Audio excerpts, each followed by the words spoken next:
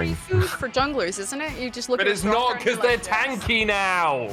They're Yeah, tanky now, Frost. I hate it. They're actually tanky, and it feels like my healing reduction just doesn't do anything, you know, they just keep healing through it all.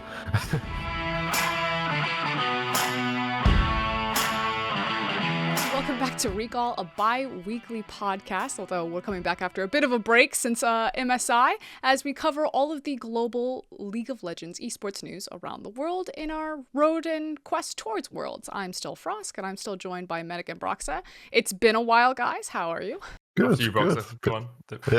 Yeah, I've been having lots of nice League of Legends games to watch at MSI, so I've been chilling, having a good time watching all those. Oh, and listening to Medic casting, of course. That's my ears have been very happy as well. Congrats, Medic. How was it? Thank you. Yeah, it was. I mean, it's a great finals, right? It was a lot of fun, but it never feels the same when you're not there with the crowd or with the audience. So it was good. That's true, but you got an RNG T1 final. So I did. If only dream T1 of had that. remembered they were playing League of Legends in Game 5, you know, if only they'd remembered how to draft, would have helped it a little bit. Happens to the best. Mhm. But before we talk about T1, which we are going to be undoubtedly talking about T1, we really want to hone in and focus and congratulate RNG. This is now their third MSI victory. Xiaohu and Ming in specific, I think, are the only players to win 3 MSI trophies. Is that true? That is true. Wow. Yeah, sounds Even about over right. Faker. That's crazy. And now this kind of tees up this discussion of I think last time we were doing this, we were making like some all-pro teams, and we were talking about some of the greatest players in the world.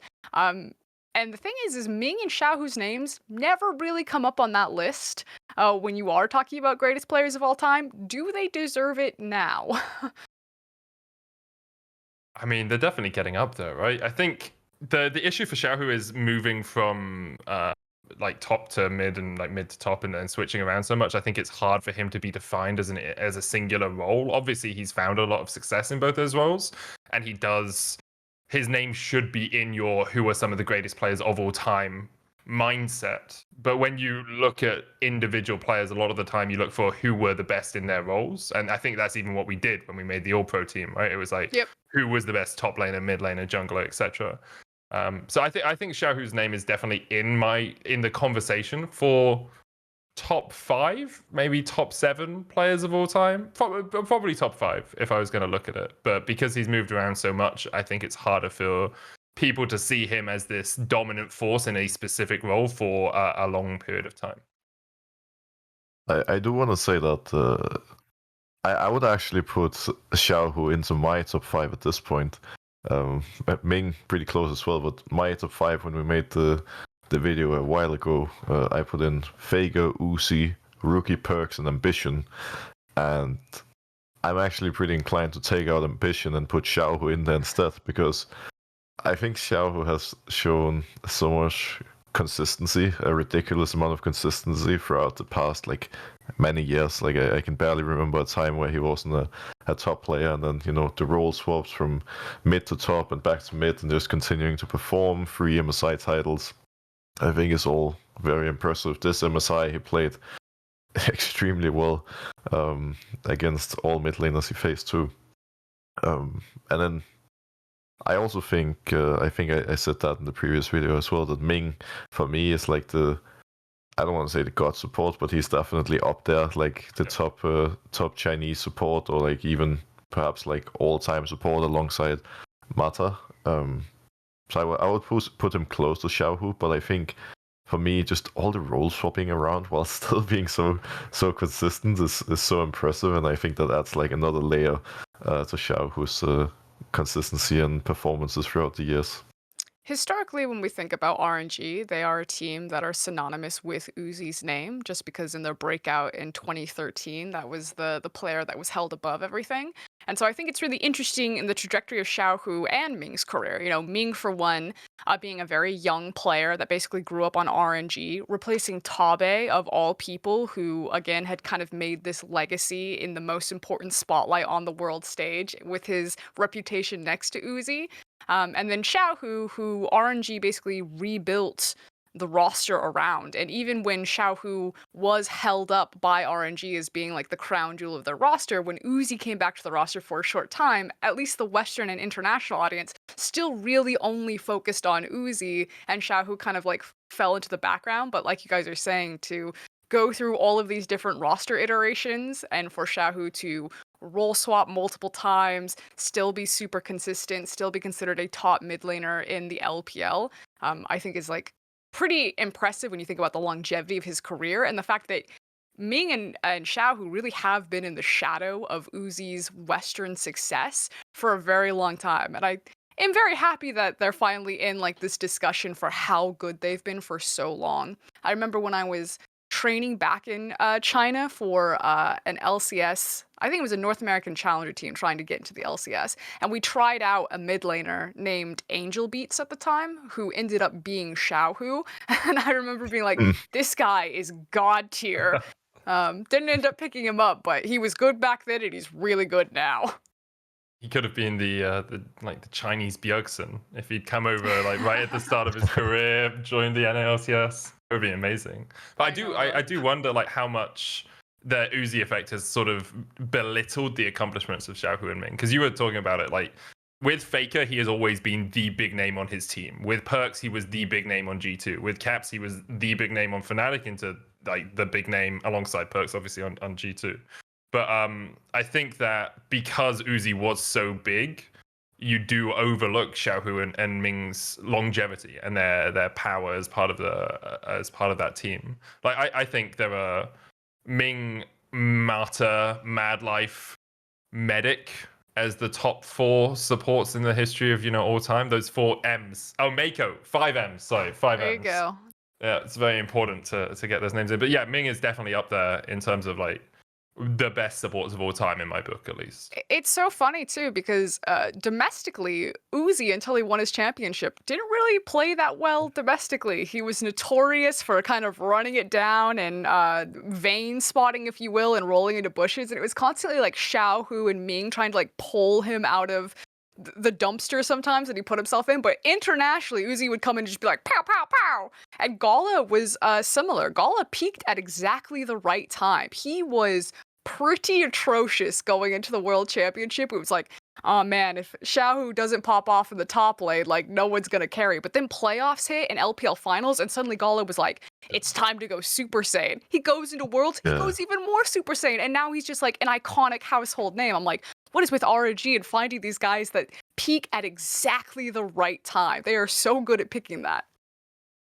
In my mind, actually, Xiaohu reminds me a lot of Impact in a way, because Underrated. he's just always, underrated, and just always been like, he's just always there, always performing, always goes even at worst, usually gets an advantage, but he's rarely the one who's gonna have like the huge montage player who's gonna play like super aggressive, because someone has to bring that consistency and stability to the team, and those guys are just so good at that. And then they're just so good at setting up their carries for success, and without them, someone like Gala or Uzi wouldn't be able to play that well, because if they're solo lanes, or in this case I guess solo lanes really play like super aggressive, there's not going to be as much space for the AD carry to like pop off, for example.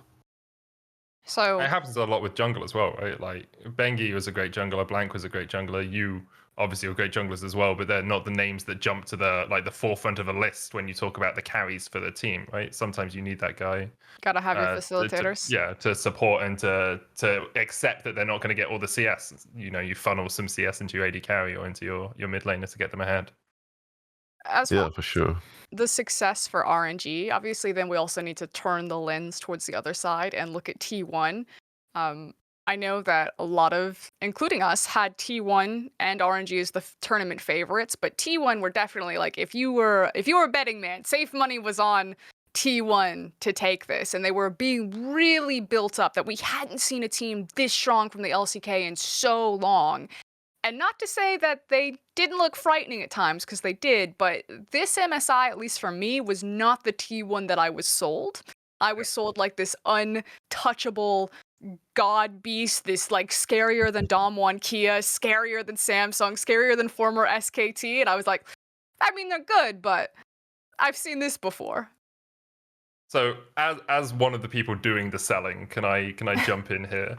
Oh, get it. Yeah, Go for it. we oversold T1. We messed up pretty bad, I think, in some of the narratives that we developed around T1 before MSI happened. And I don't like by we, I mean like the general. I was gonna say it wasn't just you guys; it was like everyone. The general Yeah. analysis around T1 was very weighted towards results and saying, hey, they've won this many series, hey, they've done this many things, and hey, T1 used to be this organization that would dominate when they came to international competition, right? And something I really realized when we came into finals prep is like, this team hasn't won something since 2017. Like, they're a good team, and Faker's a great player, and good, like all of their players are amazing players, but we really overvalued them winning a lot of best of threes where they lost a lot of best of ones. They would have been like 11-4 or something if they just done best of ones in the LCK. And if they come in, oh, that's not the exact number. I can't remember the exact number off the top of my head.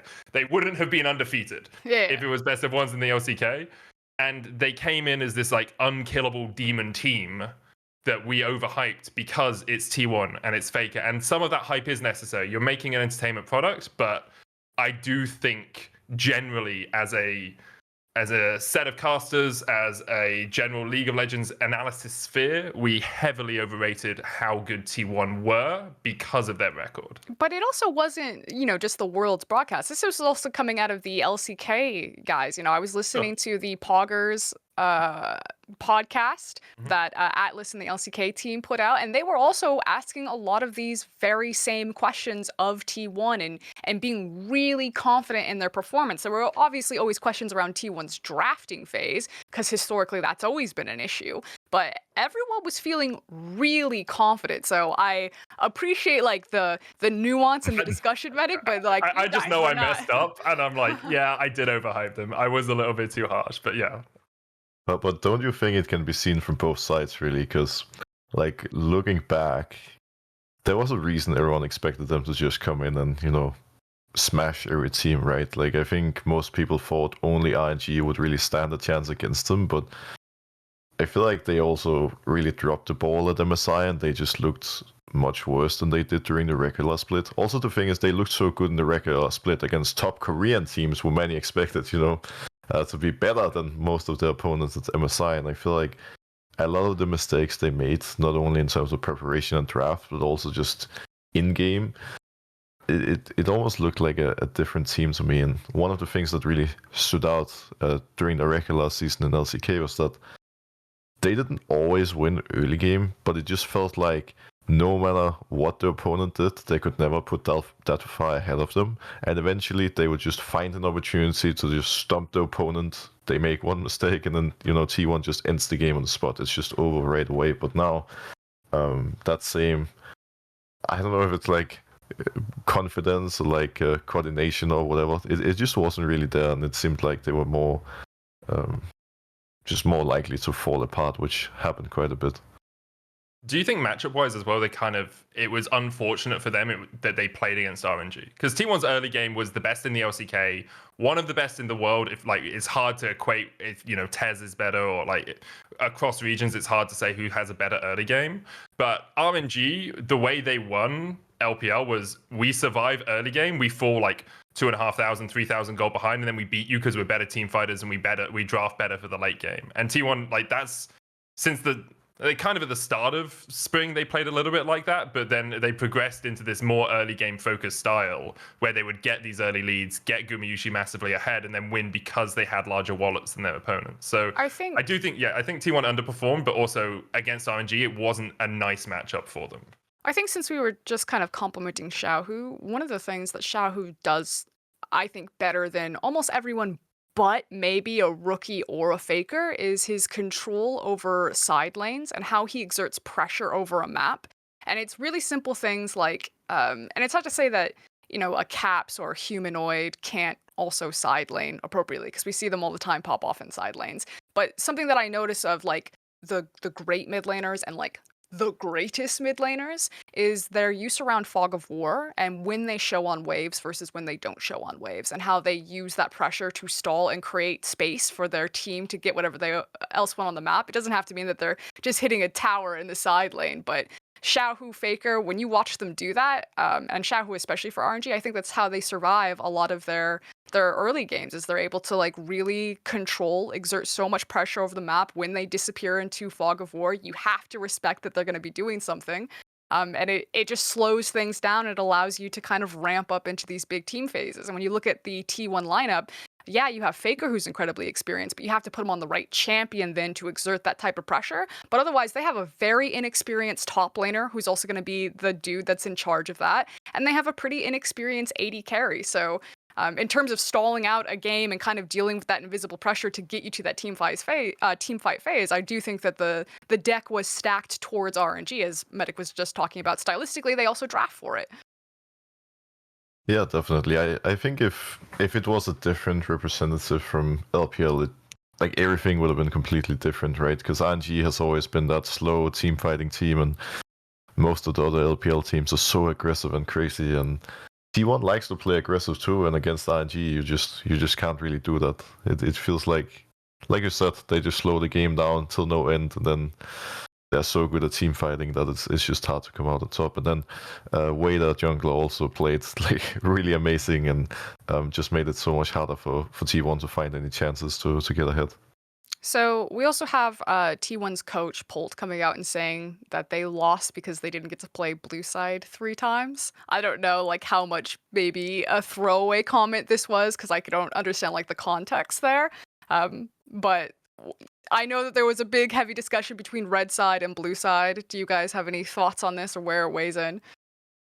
I think this one is actually really, really funny now that I have the player perspective on it, because every patch is different, every year is different, and there's usually one side there's just objectively speaking a side that's, better than the other one. That's just a fact. You can't really avoid it.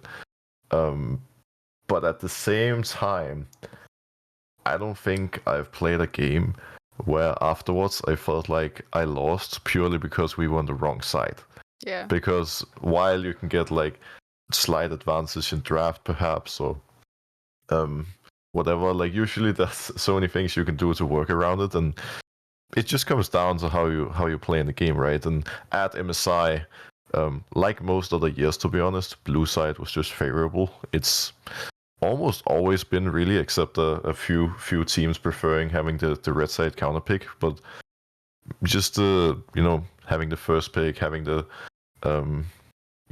first moves on the blue side has always been really nice. And I can understand why he's frustrated seeing blue side doing so well, not being able to have it, but using it as an excuse seems a little bit silly, because what kind of an excuse is that? It doesn't make any sense. If you're the better team, you're going to free you no matter what side you're playing on. I get that. I think both RNG and T1 came into like the finals undefeated on blue side. So there was obviously, as Broxah says, there was obviously blue side favored as a tournament, even though I think overall win rate was like 50-50, but that counts like all the minor regions and like G2 games and EG games, etc. Right? So with Lucian being such a high prio ban, and Wukong as well being often high prio red side bans, it was interesting to see how teams adapted around that. And actually, if you look at it, RNG adapted by leaving Wukong open a lot of the time and just saying, okay, well, you guys can play that, but we know Wei on Viego is just going to be better than you. I think it's an odd comment, because yes, blue side is favored, but you should be able to win even if you're not blue side, because kind of what you have to do as a team.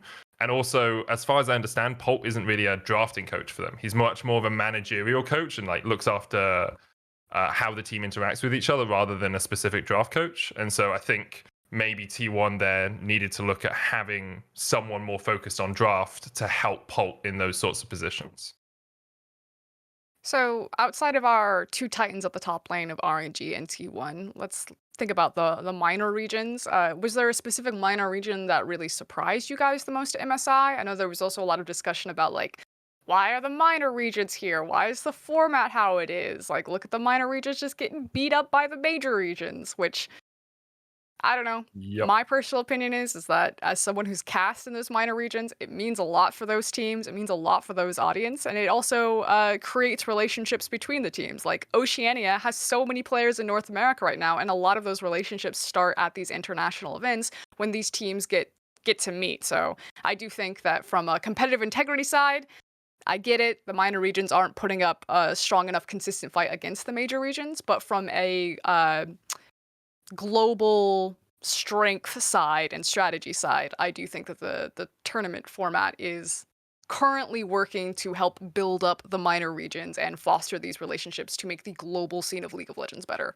I think But from a competitive integrity point of view, it's like if you wanted the best teams in the world, why not just invite half of China, half of Korea, and a couple of teams from Europe and like Europe and NA, and then you've got like technically those are the best teams in the world, right? Like having the teams play each other who are like you have Turkey versus Brazil, you have these marquee matchups for those regions. I think it does do a lot, and I'm not saying the format is perfect because there's changes that I'd like to make as well, but it definitely gives you some more of those marquee matchups. For me, I think Saigon Buffalo were a happy moment. Like the fact that we haven't seen VCS at an international tournament for 2 years, the fact that they weren't even the first seed from their region, and GAM went on and won the Southeast Asian Games. By the way, like, they destroyed people, 20-minute wins across the board. They're just a great team. But to have them back and see them picking up wins and see just Vietnam as a region really thriving, even though they haven't had that international competition, is very heartening. And I'm looking forward to seeing VCS at Worlds again. For me, I will actually say Red Canids from Brazil, because they had some pretty great games. They also had big wins against both Istanbul Wildcats from Turkey as well as PSG, who was one of the bigger teams from a bigger region. And one of the things I really liked about Red Canids was that that jungler was actually really, really good, and he even had a game where he went 15-1 on Lee Sin. I believe that was in their second win versus Turkey. And from a jungle perspective, I was just so impressed with Aegis, and he just had really great performances, even in most losses, including their second game versus RNG. And I think that's like being able to perform against these best teams in the world is always one of the things that makes these minor region versus major regions interesting, because there are times where some of these individuals or even teams as a whole just steps up massively, and where you see these big upsets that can just mean so much for these players, or even for the entire region. And yeah, I think Red Canids, I don't want to say it's a surprise, because I think Brazil has always been, really solid, but I really enjoyed watching them play, and again, especially that jungler, but I'm slightly biased because I'm a jungle player too. This guy's bigging up the supports, you're bigging up the junglers, like, classic. Okay, but serious talk. NA or EU. we saw plenty of EG, we saw plenty of G2. Where do we sit here? One of them beat the other team 6 times. So this is kind of a rough one. I was gonna say, who's taking the bullet for North America? Yeah, I don't think there's much to discuss here. I don't think, like, while EG had some nice games, losing 6 games straight to G2 makes it pretty hard to find any way to, argue why NA would be better than EU in this current moment. What do you think EG take away from this tournament back to NA? Should NA fans feel good about this? Should they feel, this is exactly as we expected and run it back? Or is this like a massive disappointment? So I think in general, NA, just as a whole, as a region, has a tendency to be really disheartened every single international tournament, and they tend to downplay that teams a lot. And after an MSI like this one, I can kind of understand why there's been a lot of disappointment, because they went 0-6 versus G2, 0-5 versus ING, and 1-1 versus T1.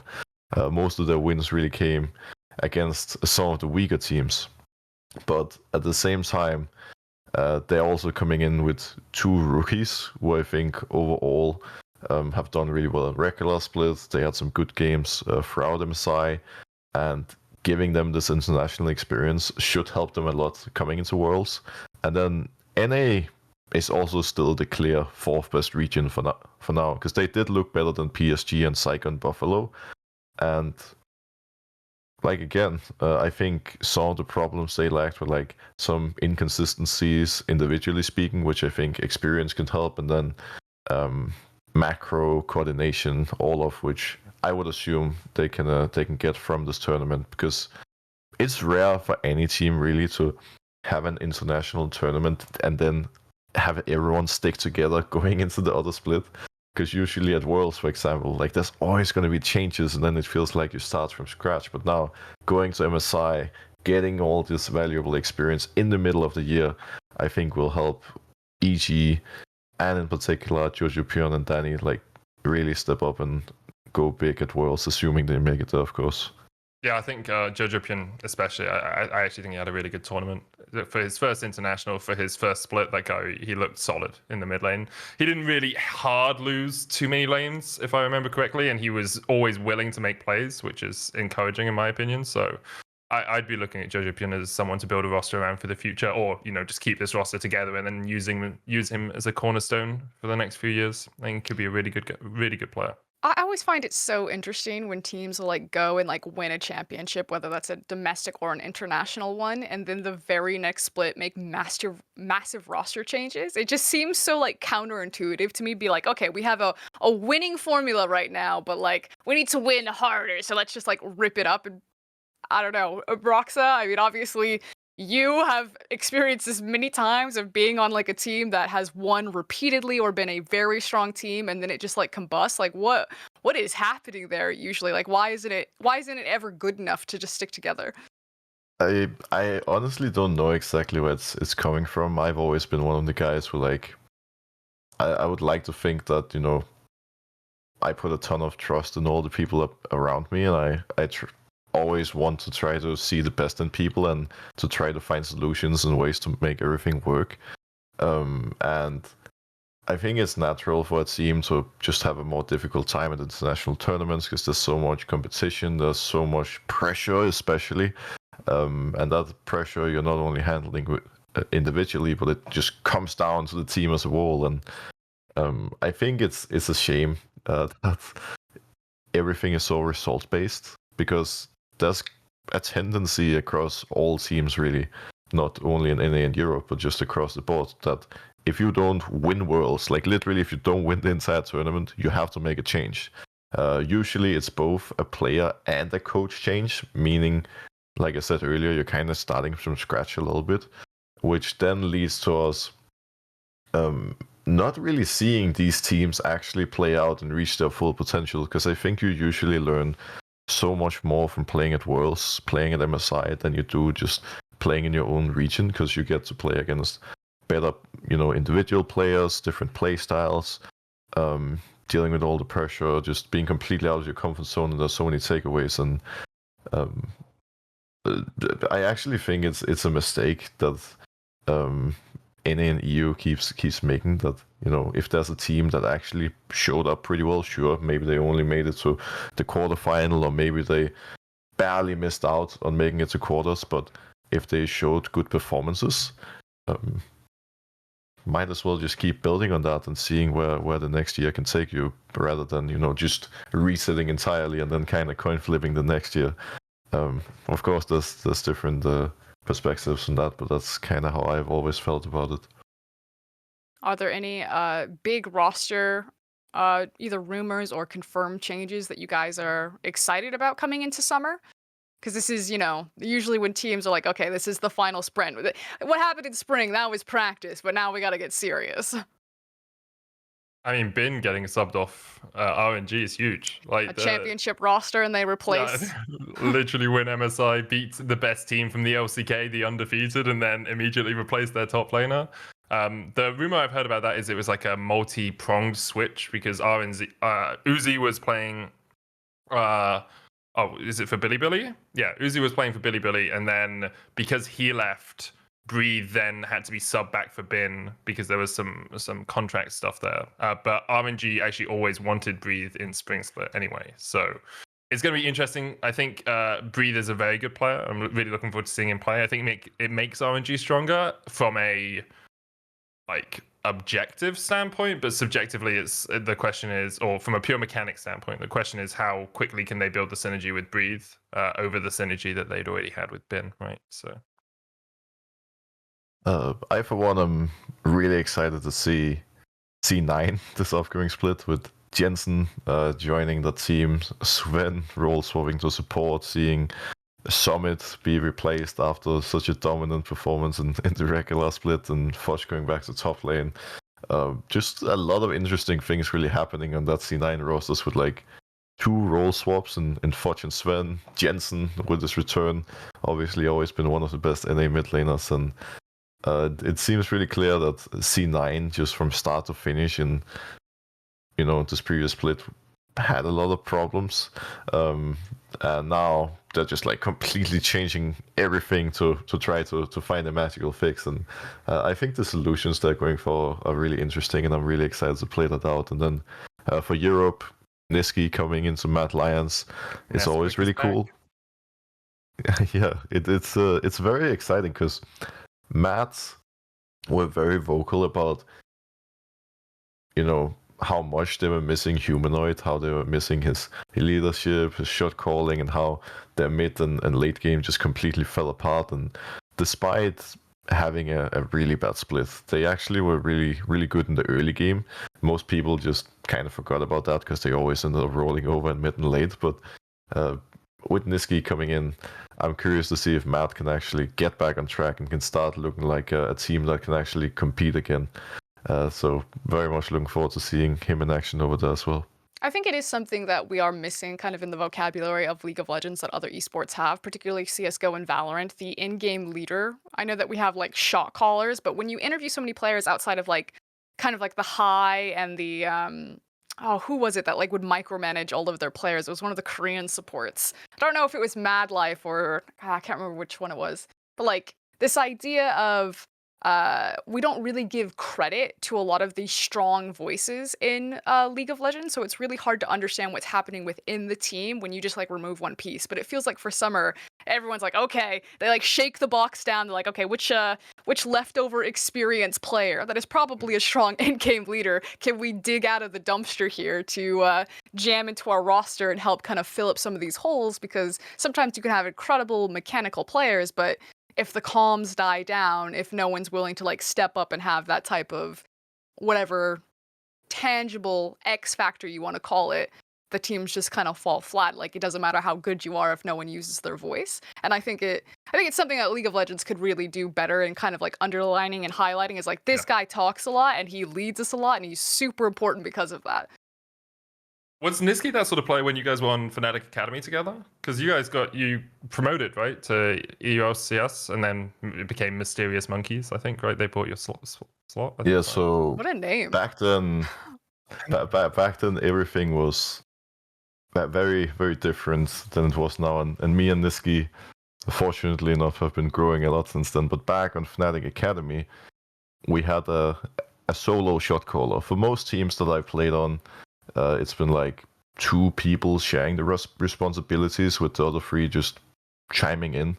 Usually you're always going to have 1 or 2 people that are the main guys, because otherwise, if there's like an important call to make and everyone's just sitting arguing about it, then it's going to get really awkward, and you're not going to have any momentum. So usually you have like 2 main guys who, if they say what is happening, everyone else just had to shut their mouths and just follow right away.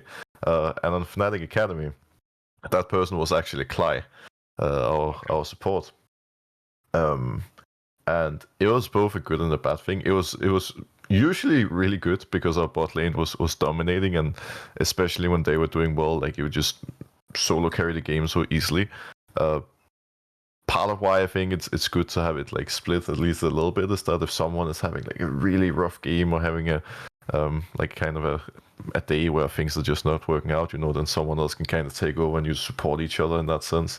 And I think that's what we commonly see. I do want to say that from what I know, from talking to Niski and hearing from his teammates and whatnot, he has turned into a much more vocal player now, and I'm sure that he will be able to help Mad Lions improve a lot in that aspect. But it is very interesting, like you said, Frosk, that in League, from the outside, you have absolutely no idea which players are actually talking. To be honest, it's one thing that's always been haunting me a little bit, because for some reason, people from the outside have thought that I haven't been very vocal.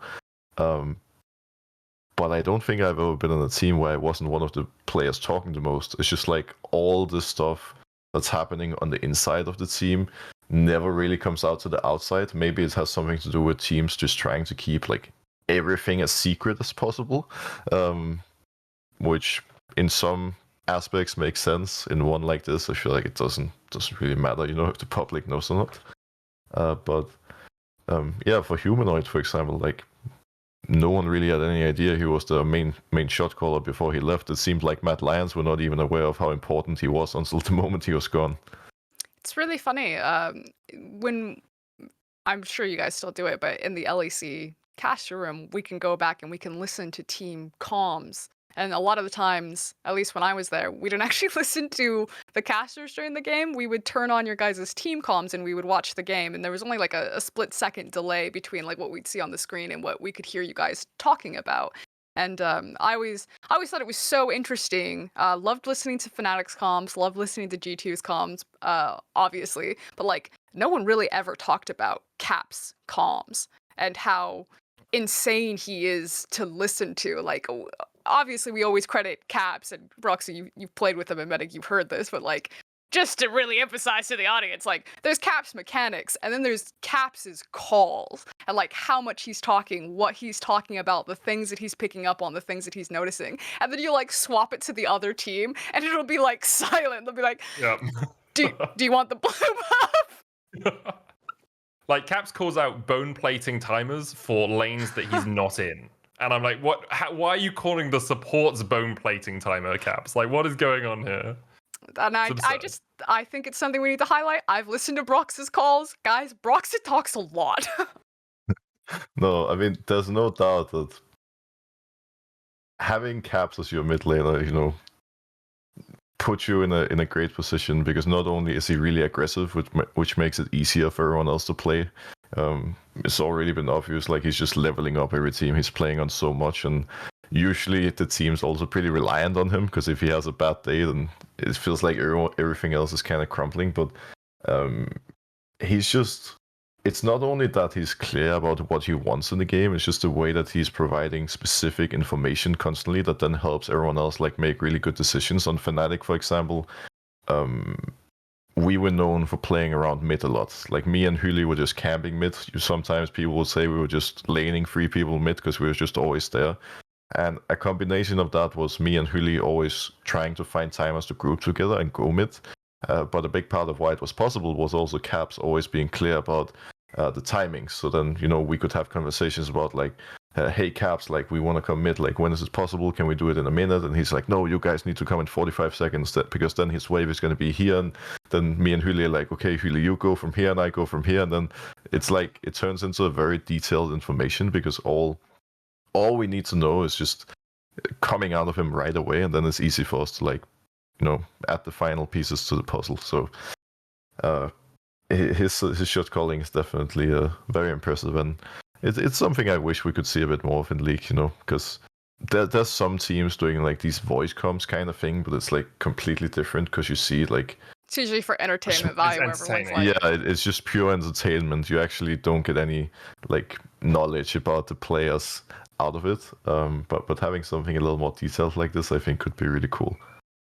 So beside our MSI representatives, because I think that's kind of the easiest guess, although we did say, if EG do make it to Worlds, do we have any, high hopes for other teams that we're going to see representing at Worlds, or that we think are going to be strong? Like, kind of pick your representatives heading into Summer Split, like a Fnatic, a G2, probably safe bets, a TL, a C9.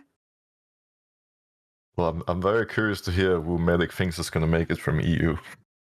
Okay, so wait, we have 3 slots, right? Yes. I don't think you had one taken away. Yeah, I mean, I would hope G2 not. probably. the question is like, it's probably G2 Rogue Fnatic. Like that's my Why do you expectation. sound so down about this? Well, because like you look at Vitality and you say, how can Vitality as a team not make it to Worlds, right? Because I think Vitality have a very high ceiling. I just think they looked nowhere near that ceiling. And with Bo coming in as well, like they could be an amazing team, but I don't think they're going to get it together in time to make it to Worlds. So yeah, Rogue Fnatic G2. We'll just send the people that win, and then the team that almost wins and often just ends up very close to winning. But do you think, if you look at like the rosters and everything on paper, that Vitality do in a way deserve it, or like should be there more than any of the other teams you mentioned? Because I feel like there's a bunch of teams that all should have a pretty high ceiling, right? I mean, sure. I just think I think with the roster that Vitality have, right? Alfari, incredible top laner, one like often seen as the best top laner laning wise in any league that he's in. Out of lane, you can debate whether he's like the best and how much impact he has for the team. Bo, I think, is an incredibly skilled jungler, and we're going to see a lot from him. Perks, Kazi, and then like Perks, Kazi, incredibly decorated. Perks, obviously, widely regarded as the best / the second best Western player ever to have existed after Caps now, maybe. Kazi, 2-time champion last year, very good AD carry, in a bit of a slump right now, I think we can all agree. And then Lebrov is the only guy on that team I look at and say, maybe he is not like top 3 in the region. Maybe he is just sitting outside of that. And even then, like, yeah, top 3 is probably valid. You could, maybe you put him like around 3rd if you're being generous to him. But like that roster in terms of what they have achieved individually is top tier. They just don't seem to achieve it as a team. With right? super rosters is that like you never know. It's again, it comes into that in-game communication, leadership, how they think about the game. Like, because we never get to really talk about that or examine it in any sort of critical lens because it is kept behind such closed doors. Like that 100% is always what kills these teams. I remember I was watching Alfari's, I think, 2nd game in LCS, and I was watching it with Deficio, who was obviously the general manager for Astralis when Alfari was on Astralis. And Deficio was watching the jungle's pathing, and he was watching Alfari's wave, and he's like, I guarantee you right now, Alfari's incom's like, you need to come top, and we need to dive this guy. If you do not come top right now, you are like...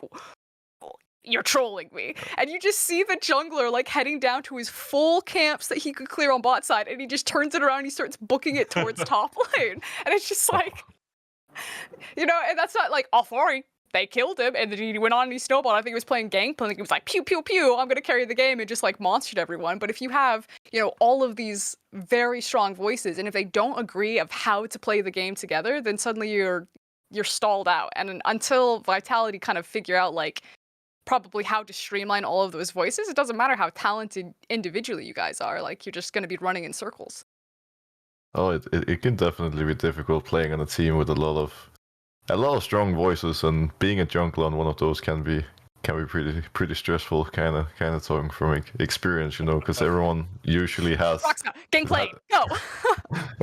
Everyone usually has their own like opinion on how the game should be played, how they want their own lane to play out, and then you are sitting there in the jungle with like everyone kind of wanting your attention, trying to figure out like how to actually approach it. And I think for Vitality, they definitely do need to find out what their actual identity is like and how they're gonna move to like actually move forward.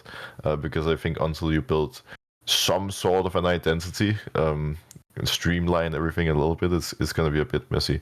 But yeah, I agree. I do agree with Medic that Vitality, in theory, maybe should be at Worlds. I also wouldn't put them up that high, and I actually think, for me, G2 and Rogue would be my 2 favorites, and then the 3rd one, in my mind, could be any of Fnatic, Mad Lions, or Excel. Mad and Excel mentions might be a little bit spicy, but Fnatic looked completely mental boomed in playoffs. Like, I just saw their camps, and I got stressed just looking at it, because they looked like so out of it and so depressed, and like just flashbacks to the poor Huli sang on camera. Like, oh man, it was rough to see.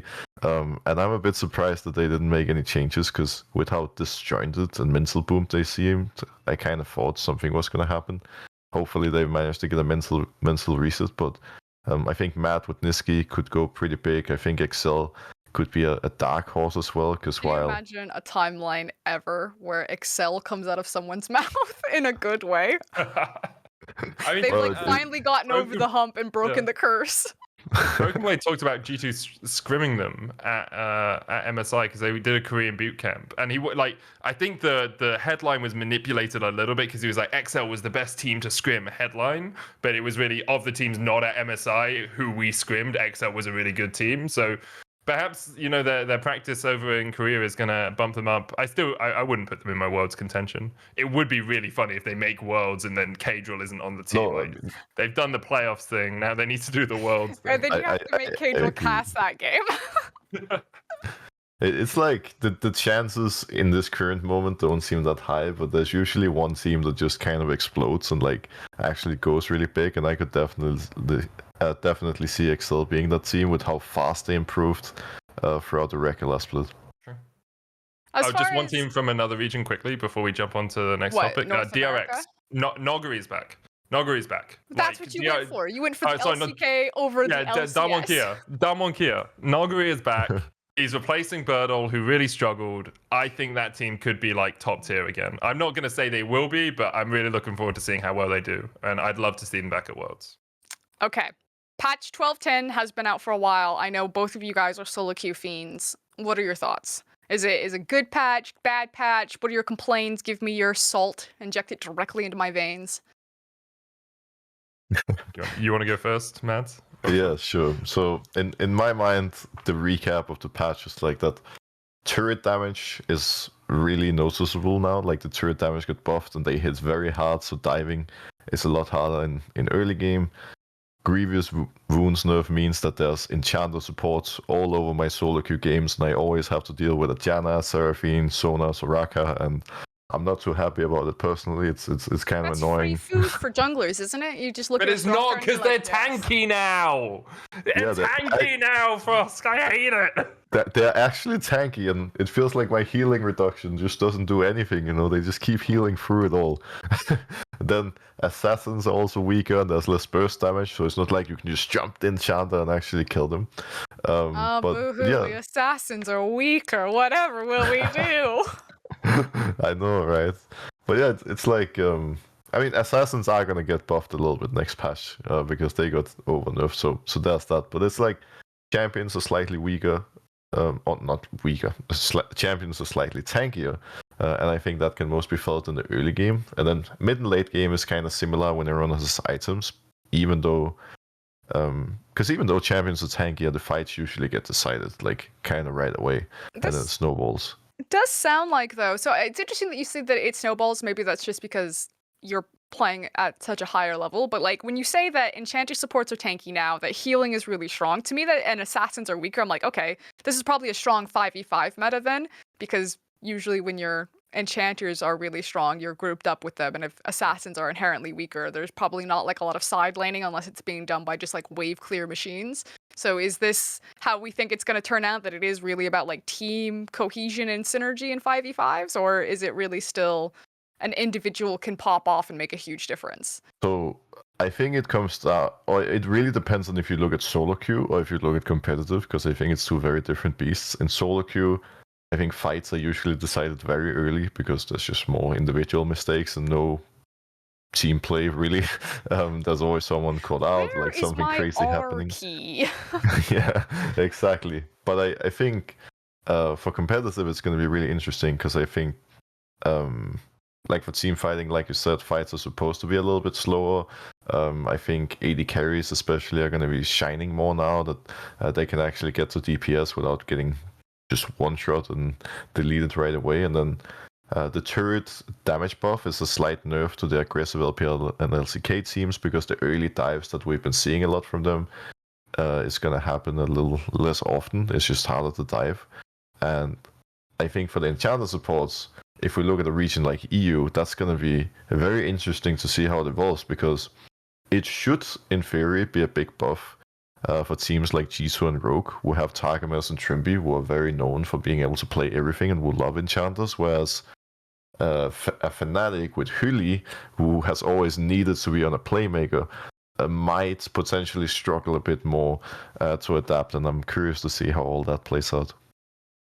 I think the turret changes I really liked them, and I think they've been slightly reverted on 12-11, which makes me a little bit sad. I hope that we move back towards the you have to tower dive well meta, because right now it kind of feels like, cool, I'll tank 10 tower shots. Well, not right now, sorry, previously. It felt like I'll tank 10 tower shots and that'll be fine. But in 12-10, it was very much more you have to be coordinated, you have to juggle, you actually have to like play this little dance in and out of tower range. Coming back to the team fighting point, I definitely think we'll see team fights at the start of most regular seasons for most leagues, just because, especially for the lower quality or the teams that perhaps haven't scrimmed as much, have new players coming in, they're easy to execute, right? Like team fight comps, everyone knows exactly what they're doing. You have a top lane tank that presses R at the start of the fight. You have a support that, you know, sits on the AD carry and just enchants them. So I think we'll see a lot of that. I'm a little worried we'll go back to, you guys remember 2018 spring when every game was an hour long? I really don't want that. And Elder Dragon exists, and so it kind of gets rid of that, but I wouldn't be surprised if our average game time goes up a good couple of minutes coming into summer, just at least for the start of the season. So Broxah already kind of also then called out in tandem with all of this that it might hurt someone like a Fnatic who really relies on Hilly being on a playmaking-oriented champion. Do we think that this is just an inherent buff to the LCK? They've usually been a region that have excelled with enchanters. You think all the way back to Wolf Tsunami and Zyra days. I think it really depends on the team, honestly, because when I think of T1, for example, I kind of want Kyria on a playmaker as well, because this guy makes put him on Yuumi. It worked so well in Game 5. Exactly, right? It just feels like a shame putting this guy on an enchanter, considering how good he is. And obviously, you can still play incredibly well on an enchanter, but it's harder to make the same flashy outplays.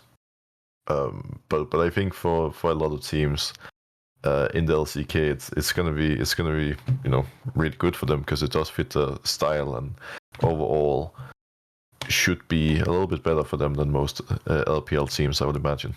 Okay, you two are the solo queue gods. If I'm trying to just gain ELO, what champion should I be playing on this patch? What is just like Singed. free ELO all the way to the top? Singed mid. Don't farm, run around the map, kill everyone. It's like 60% win rate. It's super dumb. It's like actually broken. I did not expect you to say Singed, but I gonna say I did not expect that one either. It's seriously, D2 in Europe, right? It is a 56% win rate. What is happening? It's 1%. He's just dumb as all hellfire, because he's super tanky now. And like, don't chase Singed. It's hard to not chase him when he can tank, tower shots, chase you down. He has percentage HP damage because of Demonic Embrace, which works actually better because everyone's tankier now. So it's doing more damage because they have more HP. It's Singed mid. Predator, run around the map, kill everyone. Easy clap. Okay, hold on, I'm opening League. I was going to say that if you're not a jungle main, you should just play Swain in every role, because this champion is just broken in like 4 roles right now. Just lock in Swain, I'm sure you're gonna do well. And if you're a support who gets bored of playing Swain eventually, you can log in some enchanters, and that's gonna be more than fine too. If you're a jungler, it's Talia, right? Just play Talia, win the game. Play Talia, the Wukong, then you'll be sorted as well. So yeah, pretty straightforward.